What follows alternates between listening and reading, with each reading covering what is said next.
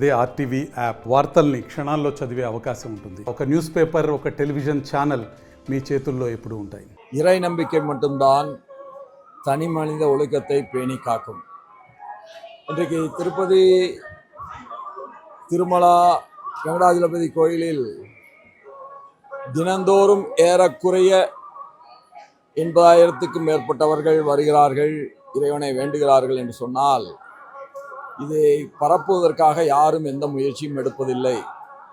தானாக பரவுகிறது. அதுதான் இறை நம்பிக்கை. யாரையும் இப்படித்தான் நீ வழிபட வேண்டும் என்று சொல்வது சரியாக இருக்காது. யார் எப்படி வேண்டுமானாலும் இறைவனை வழிபடுகின்ற உரிமையை இறைவன் இந்த மனித குலத்திற்கு தந்திருக்கிறார்.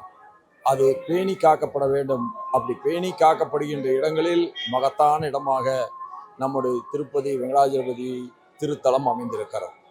இன்றைக்கு இங்கே இறைவனை வேண்டியது மகாராஷ்டிரா தேர்தல் அமைதியாகவும் வன்முறையற்றதாகவும் நேர்மையானதாகவும் எல்லோருக்கும் பொதுவானதாகவும் அமைய வேண்டும் என்கின்ற வேண்டுதலைக்கு இன்றைய என்னுடைய பிரார்த்தனை நிறைவேற்றுவதற்காக இன்றைக்கு இங்கே வந்தேன்.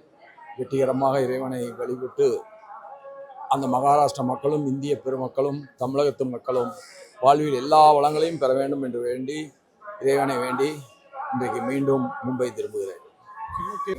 இந்த பாலிய வன்கொடுமைகள் என்பது தனி மனித ஒழுக்கம் சீர்கெட்டு வருவதையே எடுத்து காட்டுகிறது. கடந்த காலங்களில் இல்லாத அளவிற்கு இன்றைக்கு நாடு முழுவதும் இது பரவி கிடக்கிறது. இத்தகைய கொடிய மனம் படைத்தவர்களை மிக கடுமையாக தண்டிப்பது மட்டும்தான் பெண்களுக்குரிய பாதுகாப்பை இந்த சமூகத்திலே நம்மாலே தர இயலும். கடுமையான நடவடிக்கை, யார் தவறு செய்திருந்தாலும் பாரபட்சமின்றி எடுக்கப்படுகின்ற நடவடிக்கை மட்டும்தான் பெண்களுக்குரிய பாதுகாப்பை தரும், సమూహத்துக்கான అந்தஸ்தை ఉయర్తం. మరిన్ని వీడియోస్ కోసం ఛానల్ ని సబ్స్క్రైబ్ చేయండి. లేటెస్ట్ అప్డేట్స్ కోసం వాట్సాప్ ఛానల్ ని ఫాలో అవ్వండి. ఆ లింక్ డిస్క్రిప్షన్ లో ఉంది.